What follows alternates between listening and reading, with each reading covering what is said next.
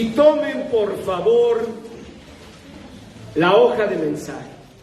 Y allí van a leer que el título del mensaje de hoy se llama Creernos bendecidos.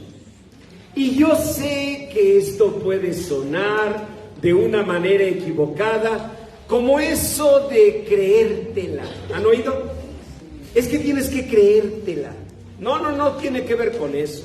Porque ese tipo de creencia es más como ganas de creer.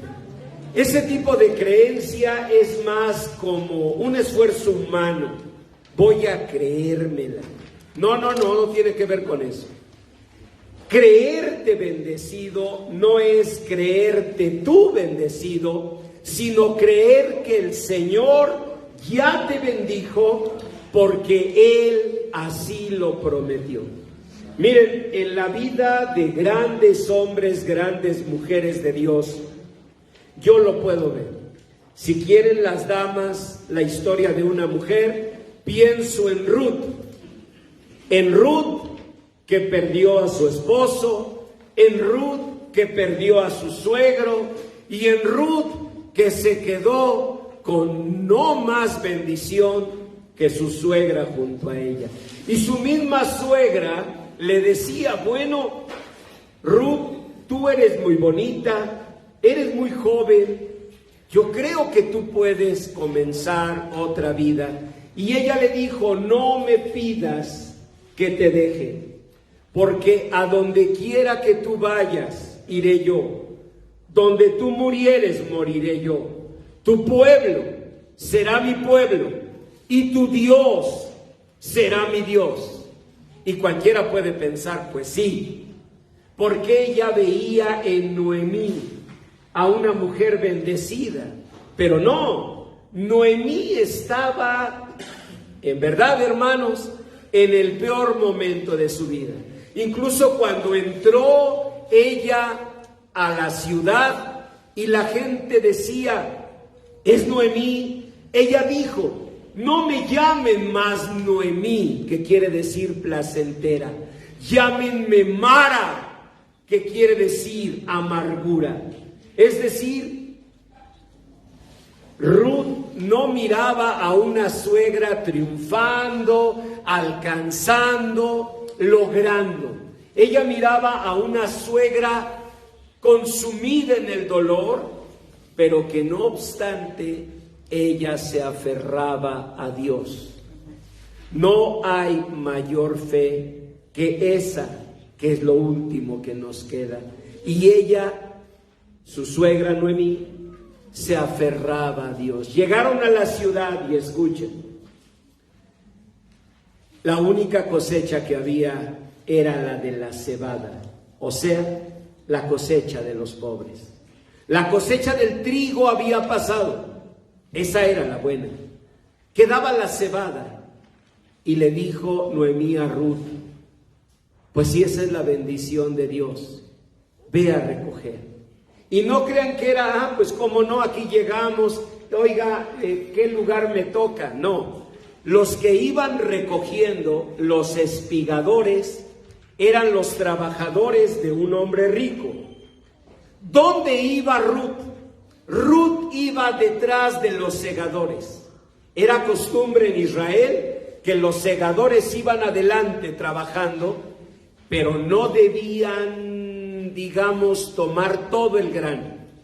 Ellos debían dejar los granos más o menos, digamos, no bien formaditos para los que venían atrás. ¿Quiénes venían atrás de los segadores?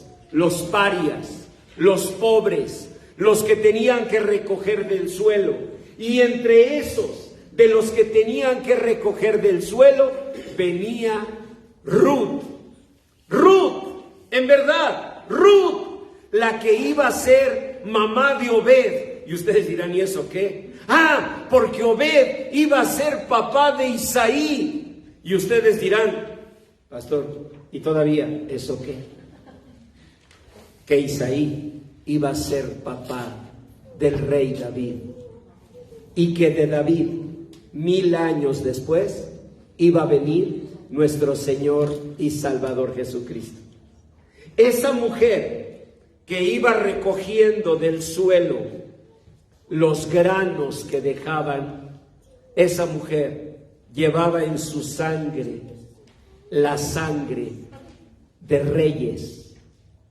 En su sangre, en serio, así en su sangre. Allí en ese ADN, ella llevaba sangre de reyes, de su simiente. Unos años después iba a nacer el más grande rey de Israel, David. Y después iba a nacer Salomón. Y 1000 años después, el rey de reyes y señor de señores. Lo que quiero decir es que nosotros necesitamos creernos bendecidos aun cuando todo parece nublarse, cuando todo parece contra nosotros, cuando hay diagnósticos adversos, cuando te dicen te queda el 30%. Debemos asirnos a una promesa de Dios. Si somos fieles en lo poco, Él nos pondrá en lo mucho. Y con ese 30% de tu corazón sopo, el Señor hará maravillas. Nosotros necesitamos creerlo, pero creerlo así, creernos bendecidos, como Ruth recogiendo espigas. Dice la Biblia que Boaz dijo: cuando quieras, ve a tomar agua con los segadores. Es decir, como un acto hasta de compasión, como un acto hasta de generosidad. Cuando gustes, ve a los barriles con confianza. En los barriles, creen que había tazas para cada uno, identificadas, agua viva y su logo. ¿Creen que había eso? No, había unas jícaras encima del agua. Los trabajadores, los segadores, todos sudados y polveados, llegaban a los barriles y tomaban con la jícara, bowl le decimos nosotros, ustedes me dijeron jícara. Antes de empezar el mensaje pregunté, me dijeron jícara. Y tomaban la jícara, el bowl, y bebían, y así sin limpiarlo. Y Ruth tenía que llegar con humildad, nomás encomendarse a Dios y tomar allí. Y en su sangre llevaba la estirpe de reyes. Claro que muchos decimos: ay, pastor, con tantito que Dios me dejara ver la estirpe, pero es que ando como Ruth, yo no veo la bendición de Dios. Pues sí, pero ¿qué es la fe? Hebreos 11:1. Es pues la fe, la certeza de lo que se espera, la convicción de lo que no se ve. Qué simple sería mirar la bendición de Dios y decir: sí, Señor, yo creo. ¿Qué le dijo el Señor a uno que tocó el lugar de los clavos y le dijo: sí, Señor mío y Dios mío? ¿Qué le dijo el Señor? Porque me viste, Tomás, creíste. Más bienaventurados los que no verán y creerán. ¿Quiénes son los que no verán y creerán? Cada uno de nosotros que vamos por la vida, quizás recogiendo espigas detrás de los segadores. Cada uno de nosotros que, como Noemí, por momentos sentimos que nuestro nombre debía ser amargura, porque el dolor nos consume. Pero cada uno de nosotros que en esas sombras vemos brillar de pronto una lucecita. Eso sí, a veces muy tenue, pero una lucecita que no muere, una lucecita que no se apaga, y es la lucecita de la fe y de la esperanza en la misericordia y en el poder de Dios. Miren, el apóstol San Pablo un día recibió una promesa de parte de Dios, que él iba a llevar la palabra de Dios delante de reyes, delante de señores de la tierra. Si a ti Dios te promete que tú vas a llevar un mensaje a reyes, ¿Qué esperas? ¿Qué comienzo esperas? ¿Cuál sería un buen inicio? Pues que mañana te reciba un diputado, o que empieces con un síndico o un presidente municipal, ¿cierto? Si un día vas a llevar la palabra de Dios ante reyes, pues por lo menos, Señor, permíteme empezar con un diputado. Pero cuando tocas una puerta, tocas la otra y no ves nada, dices, ay, Señor, ¿cuándo voy a llevar tu palabra delante de reyes? El apóstol San Pablo comenzó muy mal, porque los judíos lo querían matar y lo descendieron por el muro de la ciudad en una canasta. Yo no me alcanzo a imaginar, créanmelo,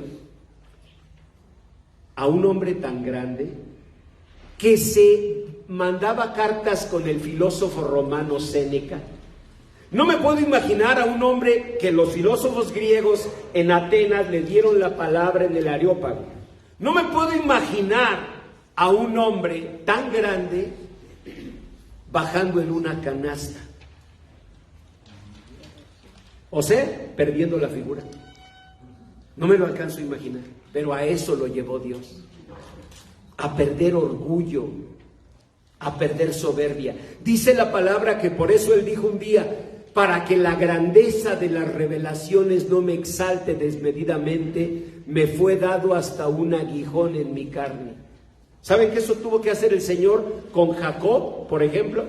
Jacob, el hijo de Isaac. Él era un muchacho de buscar por él mismo.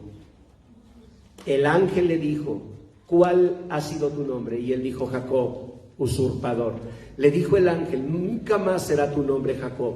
Tú te llamarás Israel, príncipe de Dios, porque has luchado con Dios y con los hombres y has vencido. Y todos decimos, amén. Pero cuando él dijo amén, el ángel le clavó la espada en el muslo. Nosotros como hijos de Dios queremos una fe siempre que no duela, una fe que no demande esfuerzo, una fe que no nos haga pasar vergüenzas detrás de segadores recogiendo migajas, una fe que no nos lleve a decir por favor, pero es porque no vemos la palabra de Dios. Oímos y oímos cosas en YouTube, pero no abrimos la palabra de Dios. Pero cuando tú la abres y ves que ese hombre al que Dios le dijo, tu nombre será Israel, príncipe de Dios, porque has luchado con Dios y con los hombres y has vencido. No le dijo el Señor, por eso desde ahora te voy a mandar un carro especial, porque tú eres un hombre bendecido, que se vea la bendición. Al contrario, ¿saben qué hizo el ángel? Le clavó en el muslo la espada. Y dice la palabra que al otro día, cuando salió el sol, Jacob desde entonces cojeaba de su pierna. Ese era su 30% solo. Pero Dios lo sostuvo como te va a sostener a ti. Dios lo sostuvo, Dios lo guardó. Incluso tiempo después, a su hijo, sus hermanos no lo quisieron y lo vendieron como esclavo y él no supo más de él. Pero ¿saben qué hizo Dios? Dios le guardó la vida y pasaron muchos años. Y un día se reencontró con su hijo José. Pero ahora su hijo José ya no era el muchachito con la túnica de colores. Ahora era el gobernador del país más poderoso de la tierra. ¿Y saben qué regalo le dio el Señor a Jacob? Le permitió escuchar esto cuando José dijo a sus hijos, vengan, vengan. Él es su abuelo. ¿Saben qué dijo Jacob? ¡Cuánta misericordia de Dios! No pensaba volver a ver tu rostro. Y Dios me permite aún mirar el fruto de tus hijos. Y acercó José, oigan esto, el gobernador del país más poderoso de la tierra, después de Faraón, el hombre más poderoso del mundo, y José tomó a los niños, eso sí, pues imagínenselos, con sus ropitas de hijos del hombre más poderoso del mundo. ¿Se están imaginando a los niños? ¿Se están imaginando a ese hombre más poderoso de la tierra? Y sin embargo les dijo, vengan, reciban la bendición de su abuelo. Y su abuelo, aparte de viejo, sin golpear a mis compañeros de edad, aparte de viejo, era un hombre pobre con ropas de pastor de ovejas. ¿Por qué ese hombre tan grande no les dijo a sus hijos? Podría bendecirlos pero lo veo muy golpeado. La verdad lo veo como que no ha prosperado mucho. Mejor, hijos, les voy a dar los 7 principios del éxito de la escuela de Oxford. ¿Ven? Porque José sabía que eso no es lo que bendice. En verdad, esos principios de Cambridge, de Oxford, debemos tomarlos, vivirlos, aplicarlos en lo posible. Pero eso no nos sostiene. José sabía que si él había llegado allí, ¿por qué era? Porque la mano de Dios estaba con él. Así dice la Biblia. Pero la mano de Dios estaba con él. Pero la mano de Dios estaba con él. Y la mano de Dios nunca lo dejó. Y él, por tanto, sabía que su papá, aunque vestía ropas de un pastor de ovejas pobre, era un hombre bendecido por Dios. La bendición de Dios está en nuestras vidas. El problema es que no lo vemos. El apóstol Pablo, ¿se acuerdan que les dije que un hermano que se llamó Ananías fue a orar por él y le dijo, el Señor te ha escogido para llevar tu nombre delante de reyes? No, recibes una promesa de esas y dices, mañana por lo menos tengo una oficina. ¿Saben qué tuvo Pablo? Nada. ¿Saben lo que tuvo? Después de que lo bajaron de la canasta, él anduvo por allá en su tierra, Tarso, pero cuando se une al grupo de cristianos, Dios lo manda a predicar su palabra. Resultado, lo apedrearon.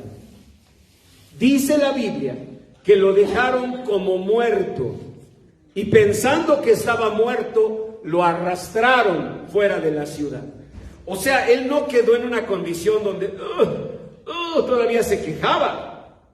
Él fue apedreado al grado de que los que lo apedrearon dijeron, ya se murió. Y lo arrastraron y lo echaron fuera de la ciudad. El mismo al que Dios había dicho, llevará mi nombre delante de reyes. 7 veces caerá el justo, 7 veces caerá la justa, y 7 veces será levantada, 7 veces será levantado.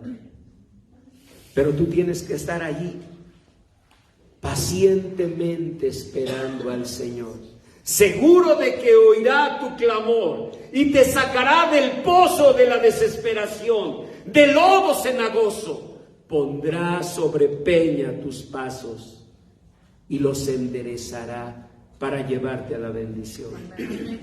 La cosa es que en el proceso, la verdad, muchos pues como que abandonamos. ¿Por qué? Porque sentimos pues que a lo mejor no es. Dudamos y debemos de creernos bendecidos. Miren la foto que está debajo de la... ¡Ay! ¿Es DiCaprio? Es DiCaprio poco antes de subirse al Titanic. Ah, no soy yo, es que no veía bien. Bueno, debajo de mi fotografía en la hoja de mensaje Por favor, vean esos dedos, que tampoco son los míos. Esos dedos tienen anillos de diamantes. Y de los diamantes, bueno, unos de los más famosos del mundo, de los más perfectos, se llaman los diamantes Jasón. Y les voy a contar algo. Esa historia de los diamantes Jasón, yo tuve oportunidad de escucharla gracias a una bendición, hablando de bendiciones. Un día, en el campus Estado de México del TEC de Monterrey, yo iba caminando como todos los días de un salón al otro, y uno de los directivos me ve y me dice: Julio, qué bueno que te veo. Le digo: ¿así por qué? Porque te tengo una gran noticia. Te vamos a mandar a estudiar a Europa. Le digo: ¿estás jugando? Me dijo: ¿en serio? Te vas a ir a estudiar a Holanda. ¿Se imaginan la emoción? Haz de cuenta cuando a ti te dicen: vamos a ir a Oaxaca de nuevo, ¿no?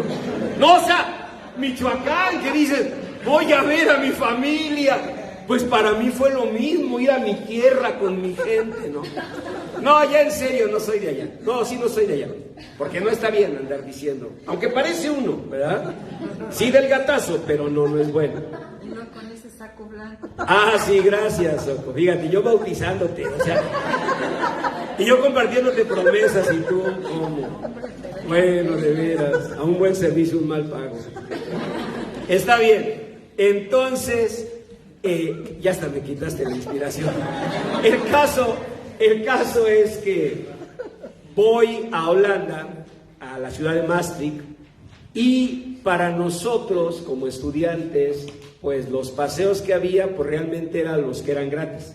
Y había un tren no gratis a Ámsterdam.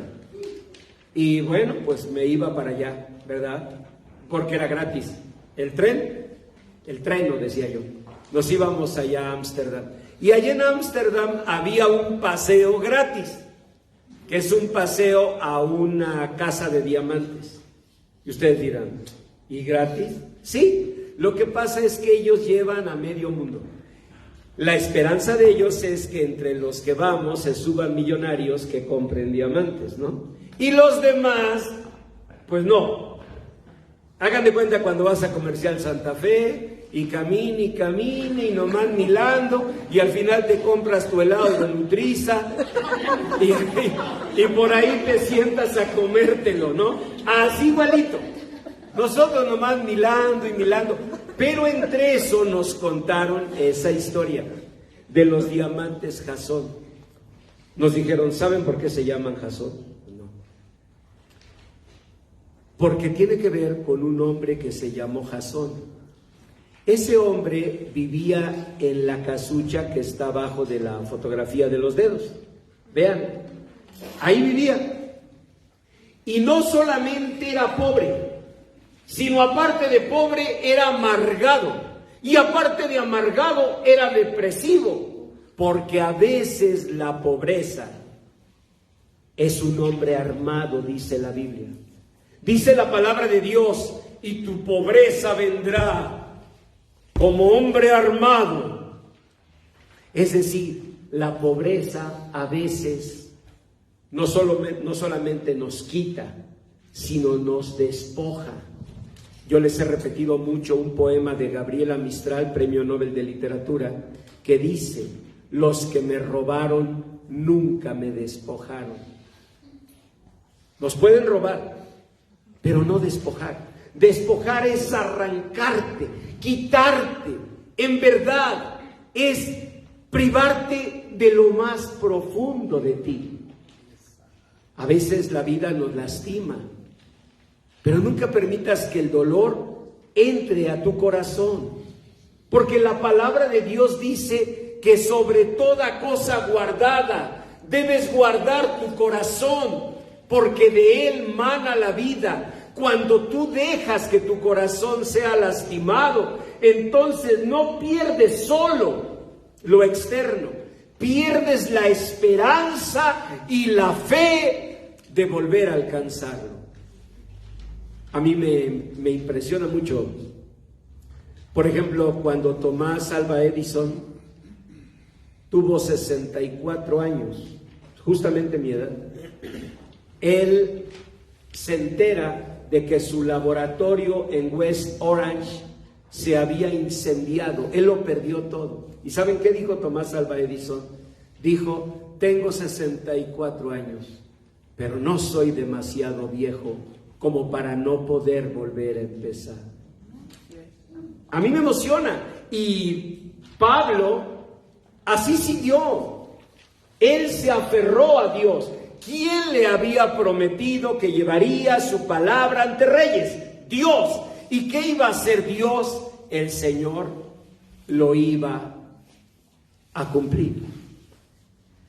Hay muchas cosas que suceden en nuestra vida que nos arrebatan, señorita Gloria, cosas, pero no nos deben despojar de la ilusión de decir: pues vamos a comenzar de nuevo.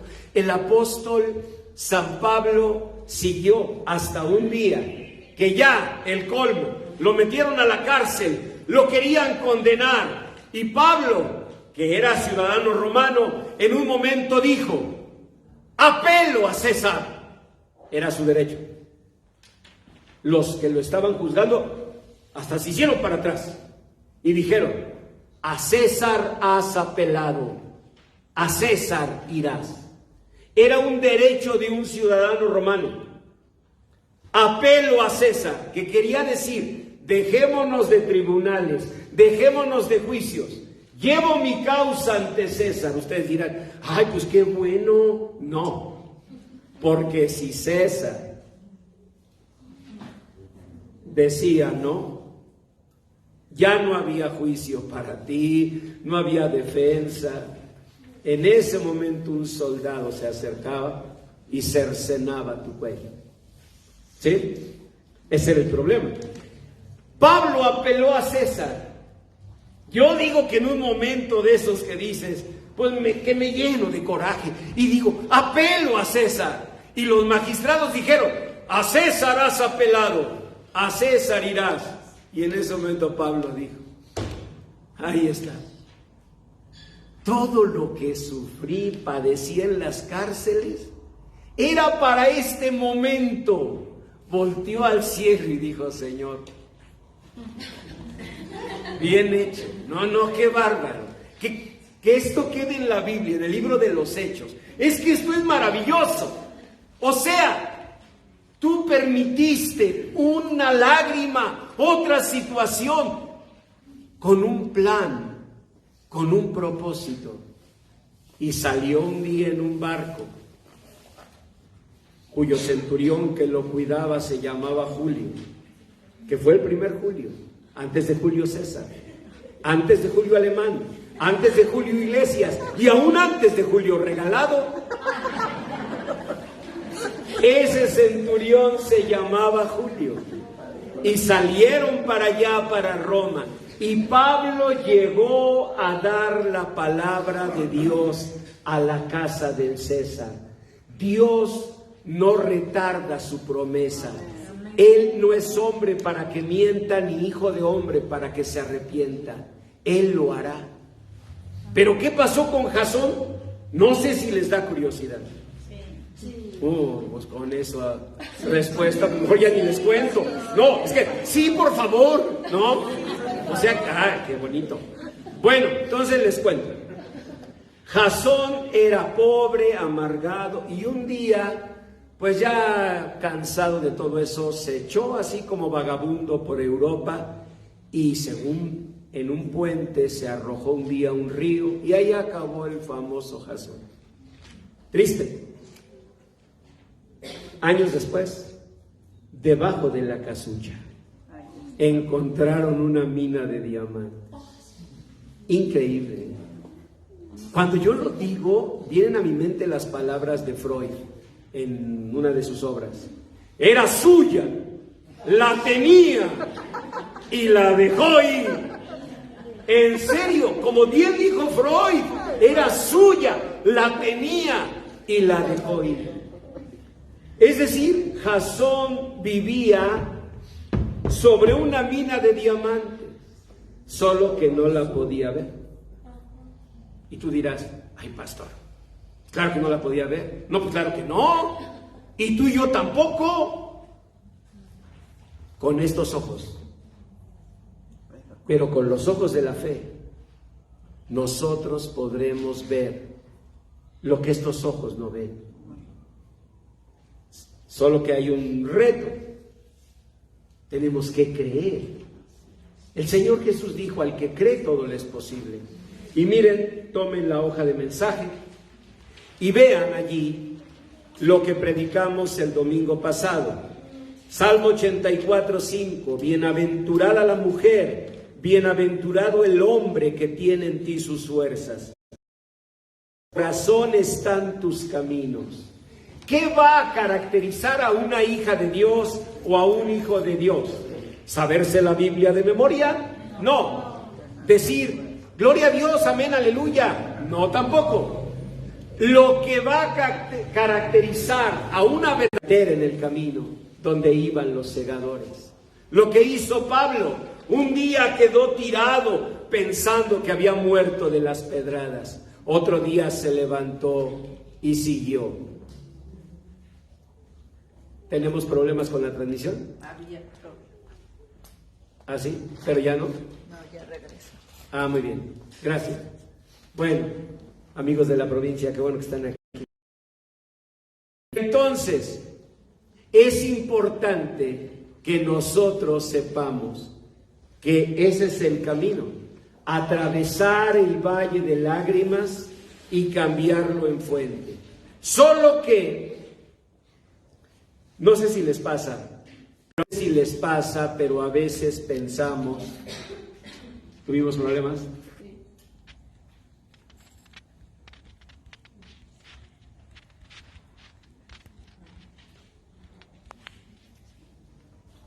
¿Listo?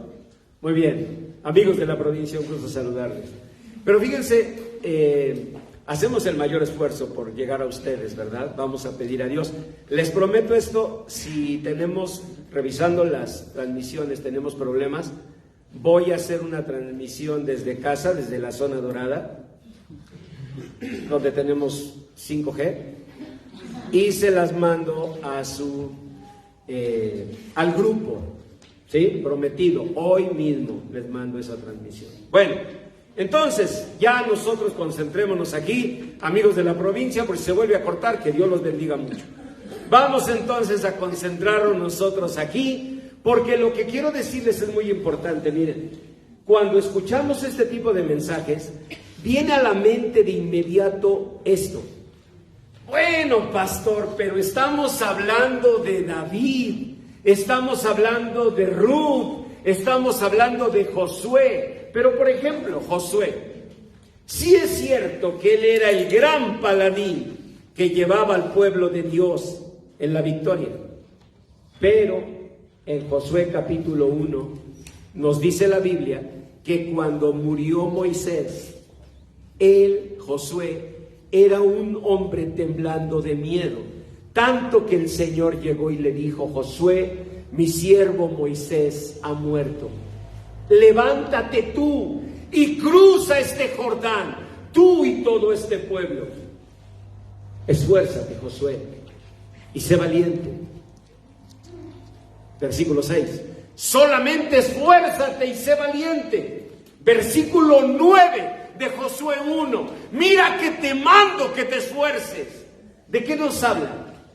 ¿Qué nos muestra eso? Que Josué no podía. ¿Lo ven? Si miráramos la Biblia, veríamos a mujeres y hombres que tuvieron luchas como nosotros. Pero ellos se aferraron.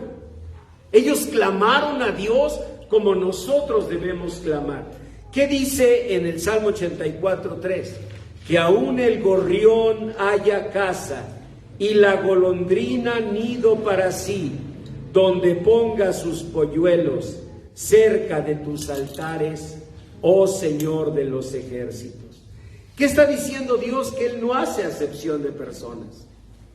Aún el gorrión, que es un pajarillo silvestre, aún la golondrina, que es un ave viajera, aún ellos se encuentran casa en los altares de Dios. Tú también, yo también. De hecho, cuando vemos la palabra de Dios, a veces decimos, por ejemplo, el pueblo de Israel, ¿por qué es tan bendecido? Miren, sé que hay muchos rasgos de muchos judíos que hemos tratado que no son gratos. No quiero hablar de ellos. Quiero hablar de los rasgos positivos.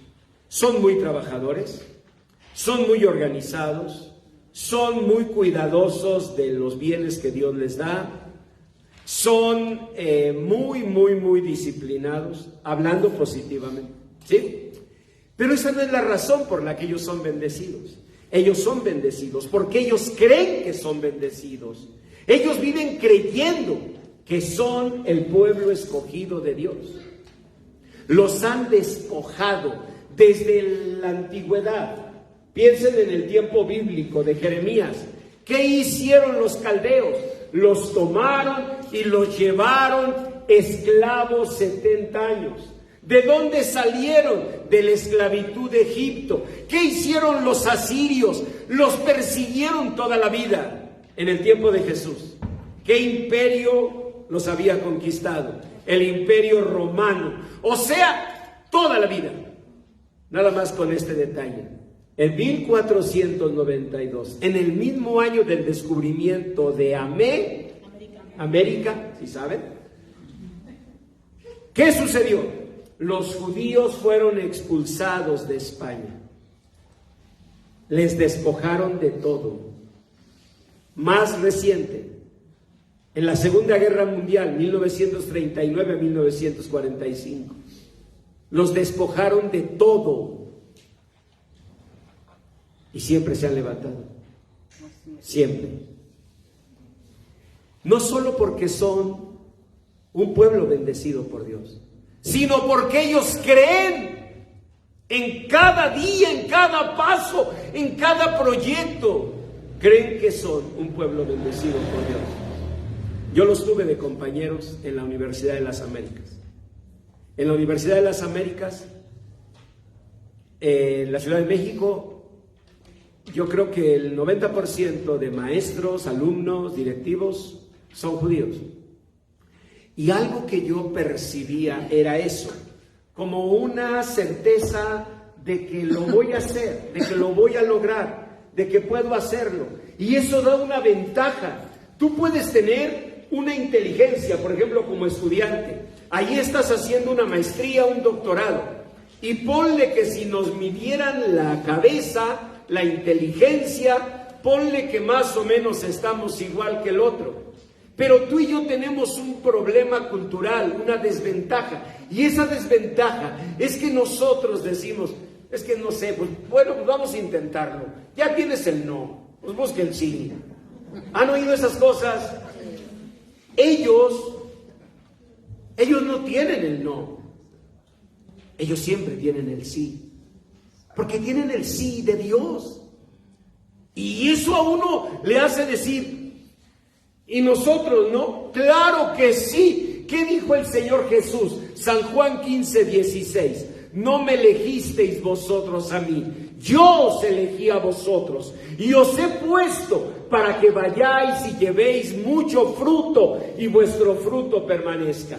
Es decir, Dios nos mira, Dios nos ve como personas que podemos hacerlo, porque su bendición está con nosotros. El problema es que no nos miramos así. Y no nos miramos así en algunos casos por el negro historial. Vean la tercera lectura. Zacarías 8, versículo 12. El Señor dijo, porque habrá simiente de paz. La vid dará su fruto, dará su producto a la tierra. Los cielos darán su rocío. Y uno dice, ¿y esto dónde ocurre? ¿Cómo dónde ocurre? Sí, debe haber países bendecidos, pastor. Debe haber familias bendecidas, personas bendecidas. Pero yo acá no veo que la tierra dé su fruto, ni que los cielos den rocío. ¿Sí? No lo ves. Y no lo ves porque no está. Pero en el desierto que iba cruzando el pueblo de Dios, Ellos con los ojos de la fe veían una tierra prometida. La fe es la certeza de lo que se espera, la convicción de lo que no se ve.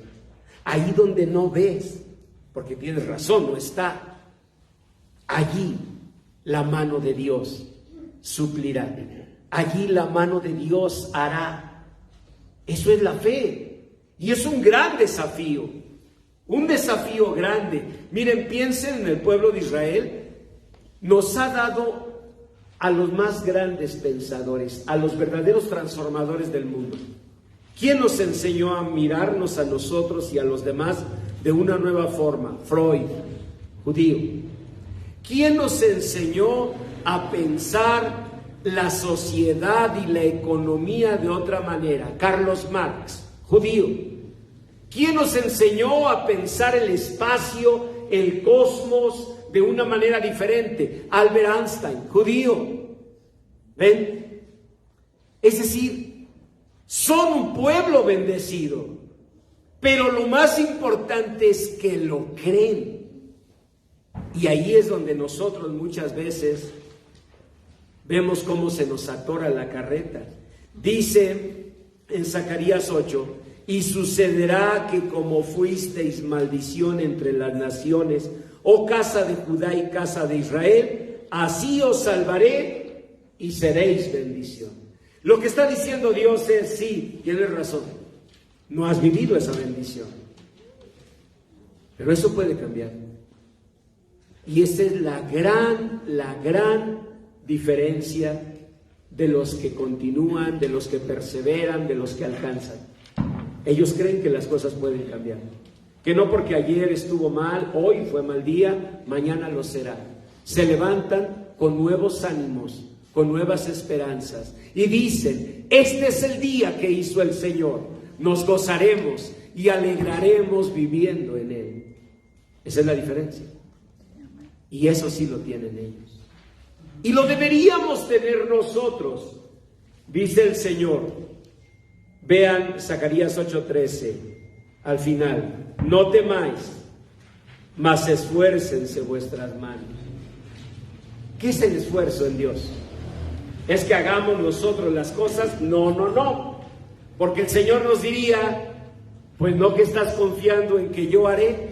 Salmo 37:5, de memoria todos, encomienda al Señor tu camino, confía en Él y Él hará.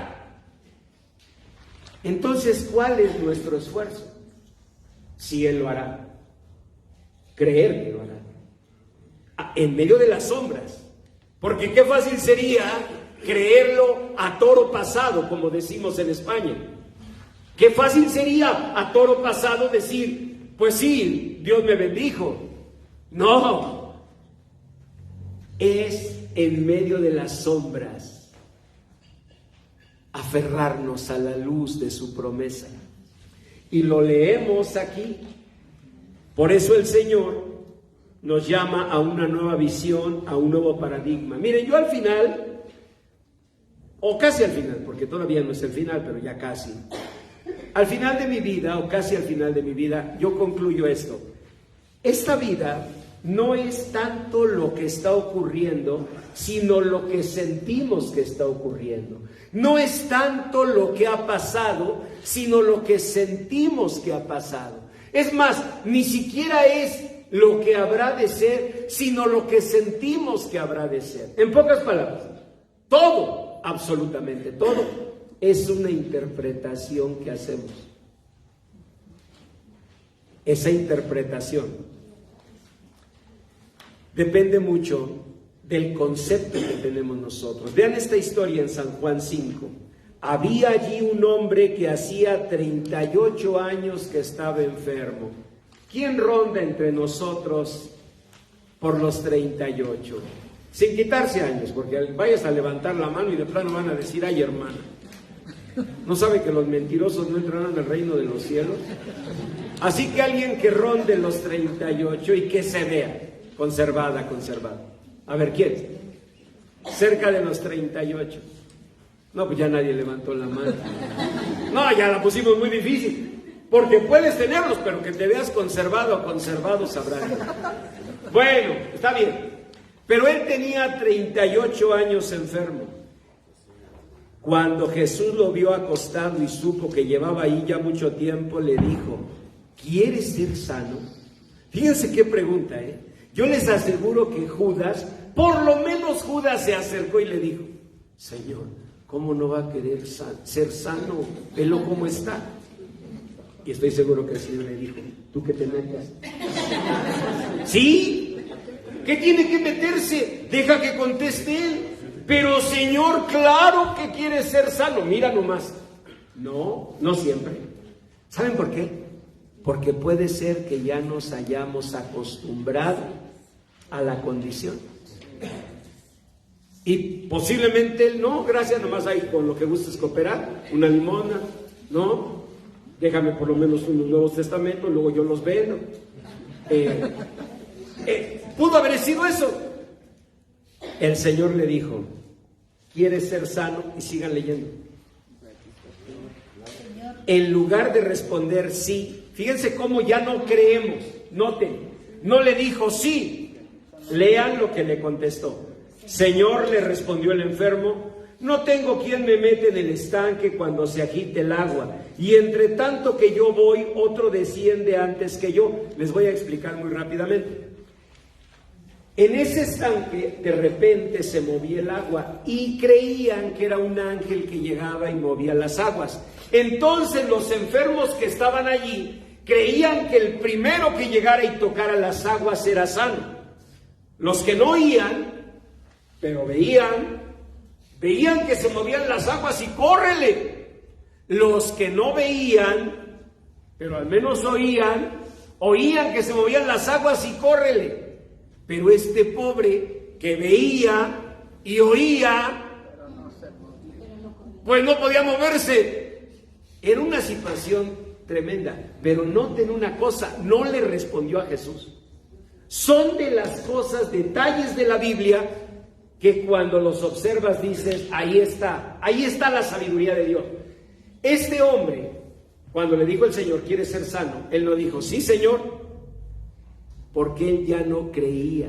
Ahora te pregunto, cuando haces planes académicos, ¿todavía lo crees? Porque si no lo crees, ahí está el problema. Cuando haces proyectos de negocio, ahora que hay emprendimiento y todo esto, ¿lo crees? Porque posiblemente ahí está. El Señor le dijo: ¿quieres ser sano? Y este no respondió. Lo que respondió fueron las razones por las que no lo soy. O sea, el historial, lo que tú y yo hacemos. No, pues mira, la verdad es que yo nunca tuve apoyo. O sea, mis padres pues, no supieron ¿cómo te diré? Transmitirme así como una visión de éxito, ¿no?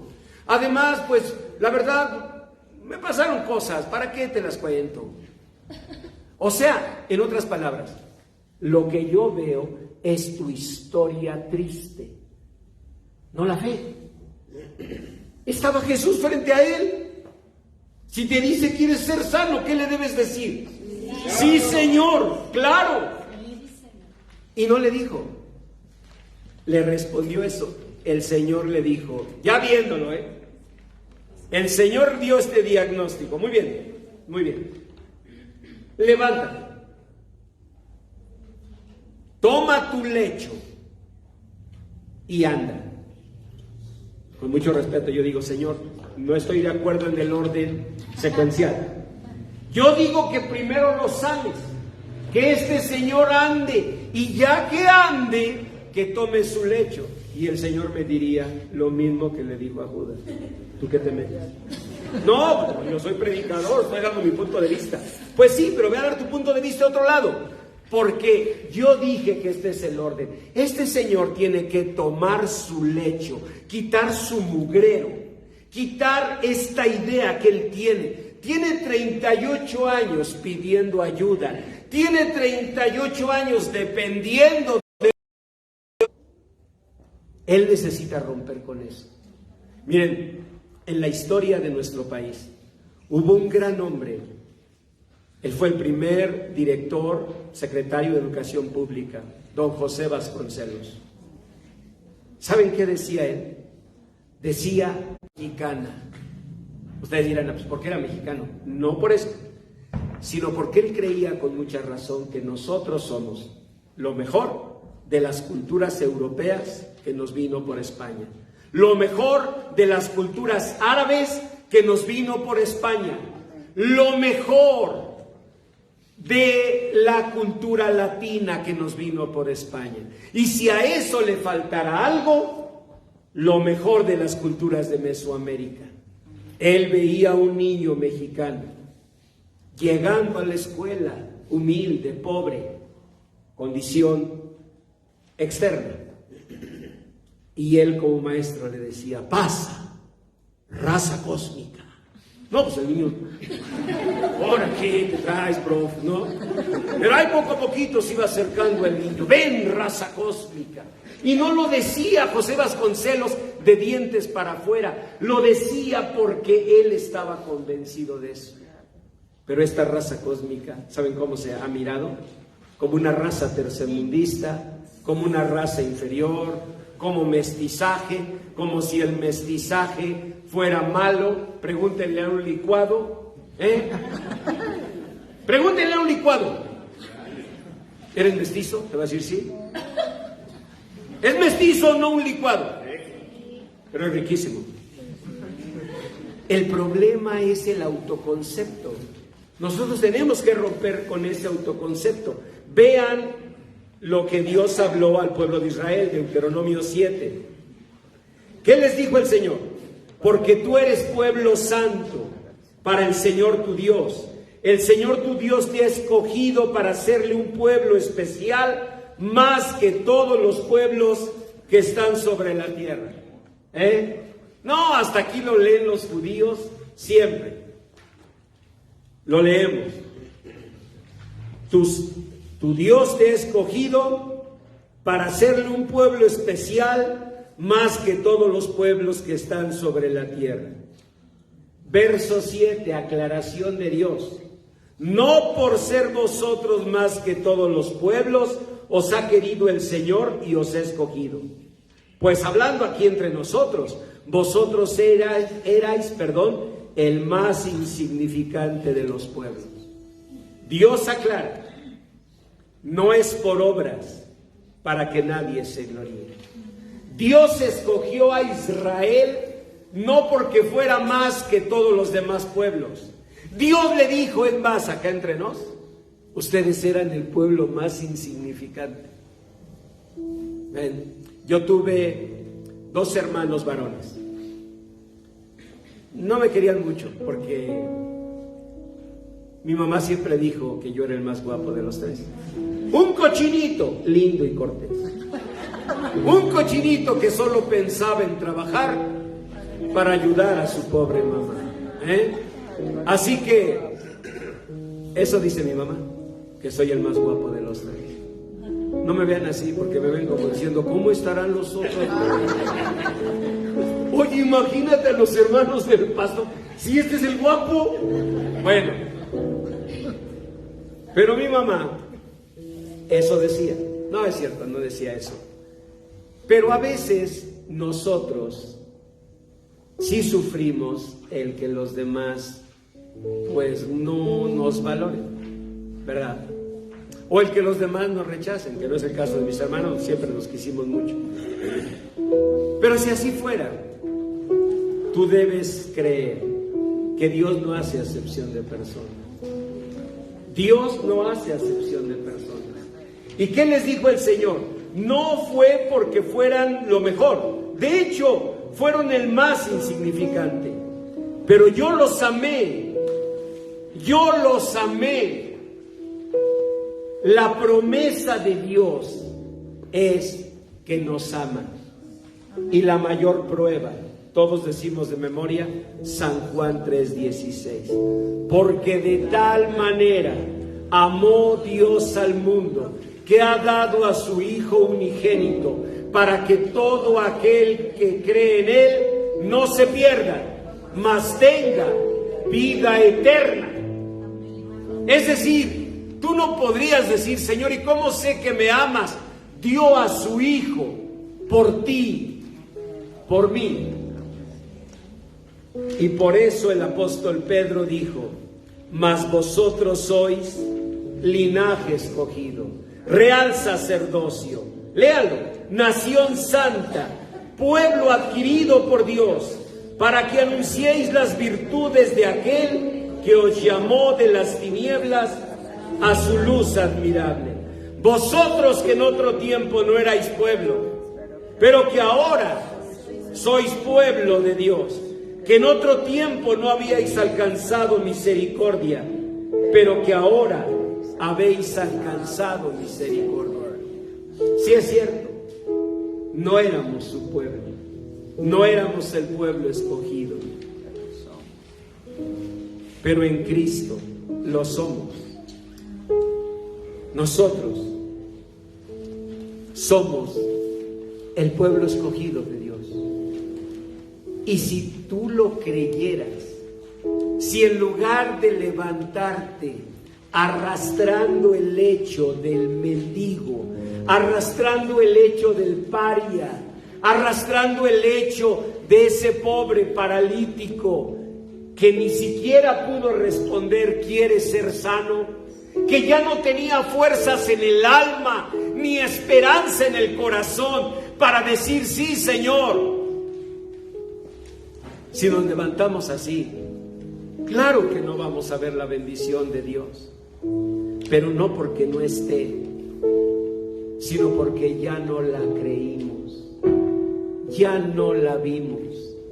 Y como Jasón, el de la casucha de los diamantes, nos vamos arrastrando nuestra desgracia, sin saber que estamos parados sobre una mina de diamantes. Somos el pueblo escogido por Dios. A mí me encanta que no lo haya escrito eso Pablo, porque Pablo, mira, si lo hubiera escrito diríamos gracias Pablo, pero es natural, tú creciste en riqueza, estudiaste a los pies de Gamaliel, que es como decir fui a la Ibero, ¿ves? Es decir, o sea, tú te carteabas con Séneca y eras amigo de los filósofos griegos, o sea, así que gracias, porque pues miras a la Pelusa Class y nos quieres animar, ¿no? Y volteas y dices, ustedes son linaje escogido. Pero ¿quién escribió esta carta? Léanlo. Pedro, que era de oficio, ¿qué? Pescador. De carácter cobarde, porque negó a Jesús. Es decir, que era como tú y como yo. Alguien que no merecía nada. Pero él creyó. Y yo te invito a creer. Cierra tus ojos y dile: Señor Jesús, tu palabra ha hablado a mi corazón. Señor, limpia todas esas heridas, tristezas, vergüenzas, menosprecios, todo lo que haya vivido que me haya hecho incapaz de creerme bendecida, de creerme bendecido. Señor, tu palabra dice que tú restauras lo que pasó. En el nombre de Jesús, restaura, Señor, mi mente. En el nombre de Jesús, restaura, Señor, mis emociones. Restaura mis sentimientos. Quita, Señor, esta imagen negativa de mí mismo, de mí misma. Quita, Señor, este autoconcepto, esta idea que se adelanta siempre, de que no lo voy a lograr, de que no voy a poder. Tu palabra dice, Señor, que tú nos libras de servidumbre. Líbrame, Señor, de servidumbre. Hazme creer que soy tu hija, tu hijo, y que tú, Señor, cumplirás tu promesa. Hazme caminar como Pablo, en medio de adversidades, en medio incluso de una cárcel en Roma, sintiendo la necesidad pero siempre creyendo que un día Él llevaría tu palabra ante los reyes. Hazme caminar como caminó Moisés, mirando en un desierto una tierra prometida. Hazme como Caleb poder decir: la fuerza que tenía hace 40 años, la sigo teniendo ahora, porque el Señor está conmigo como poderoso gigante. Hazme dejar el lecho del fracaso y caminar una vida nueva contigo. Y permite, Señor, que al paso de las generaciones, al paso de los años, tu obra